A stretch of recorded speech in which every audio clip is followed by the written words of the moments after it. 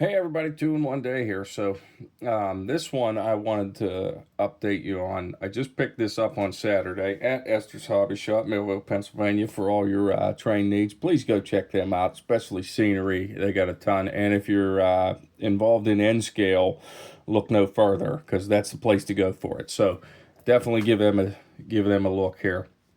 But I had seen this there for a while. This is the Micro-Trains Popsicle train set. I'd seen this. I don't know how long they've had this there, and I don't even know when this set came out exactly. I guess I should have done my research before the video.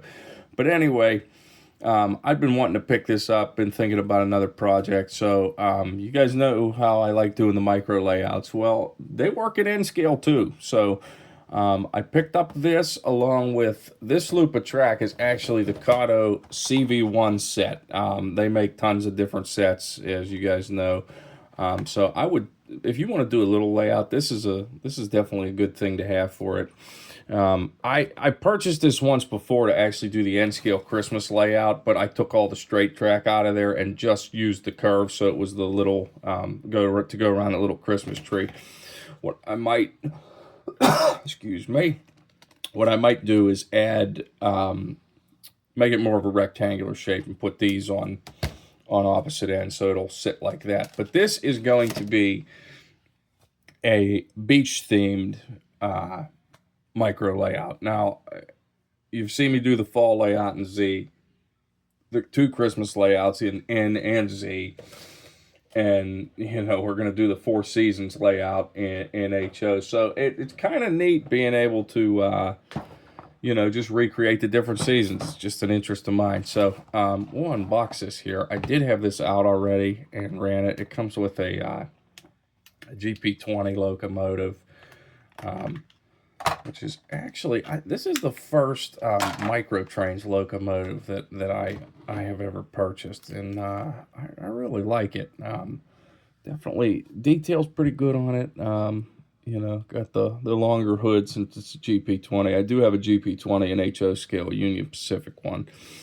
But yeah, it comes with the 3 box cars. Let's get this on the track here.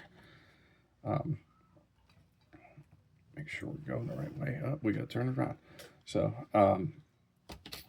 it does come with the 3 box cars and the caboose. So definitely a nice addition to any collection, really. I like the theme trains, when they have them like this. I know Lionel does a ton of those, and like almost everything you could imagine, there's a Lionel train for it, whether it's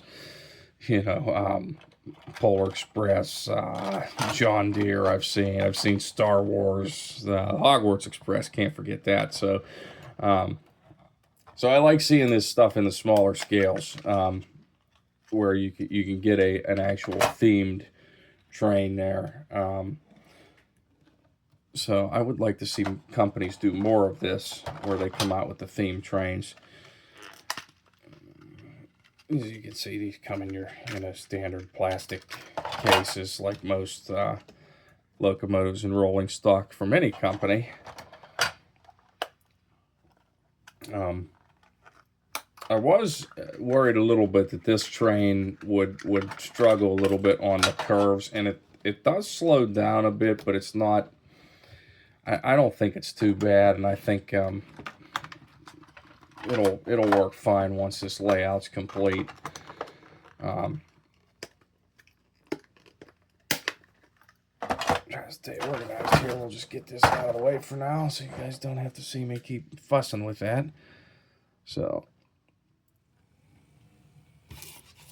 get this going. A little bit of slow down around the curves, but I believe this is a 4-axle diesel. It's not like an SD70 or something that would never make it around these curves. So, and I am, if you notice over here, using the Rokuhan controller since it is compatible with Kato wires. As you saw, I did the video on that. So I'm using the regular feeder track that attaches the wire plugs into the underneath of it, but I'm not gonna keep that for the layout itself.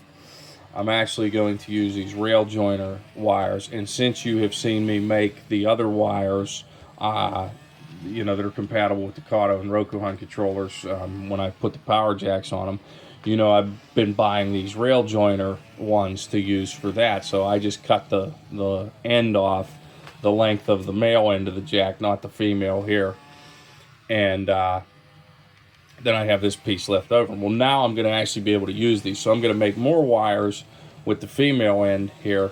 So these will actually be connected.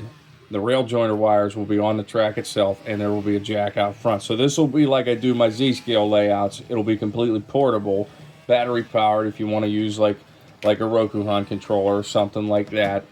I haven't tried Kato's pocket line controller on this. I don't think it's going to be nearly enough volts to run this locomotive. I might plug it in just to see what it does, but definitely you can use a Rokuhan controller for this, and I would recommend that over anything, because that's at least 10 volts, so you should be good to go. But yeah, this will be a fun project here. I'm planning on, like I said, adding these tracks, making it a little bit more of a rectangular shape. And I think what I'm going to do is like have a bridge over the track that kind of comes down into the center of it, so it looks like it's coming off scene there. And then I'll have like probably off the tracks, I'm going to use foam for this, and I'm going to build it out so there's ocean around like 3 sides of it, maybe 4 sides since I have the bridge. And we're just going to slant down we're going to cut the foam bigger than what the rectangle is going to be, and just use a hot wire cutter and kind of slant the edges down. And then we'll fill it in with Woodland Scenics water with some of the turquoise paint to make it look more like a brighter ocean.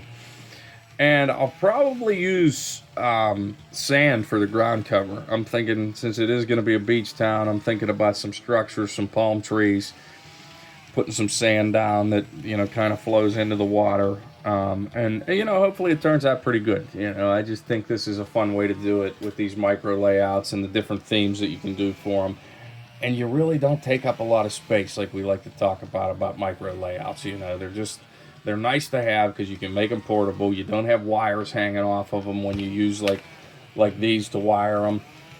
So keep checking back for that. I'm not sure when I'm going to start this project, because I do want to get I want to make at least a nice border for it.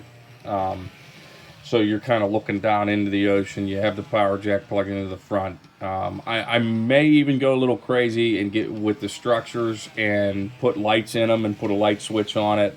The only thing about that is I'll probably wire it so it's in another one of these. So I'll just plug a you know, a regular AC adapter into it. So I mean, you will have to plug that in, or you can plug it into some sort of battery pack. You can wire those in, like a 9-volt or something. So maybe we'll go that far with it. We'll see. But I think it'll be a nice little layout to run when it's all finished. And we will see you guys in the next one. So thanks for watching. Check us out at Jag of All Trades on YouTube here.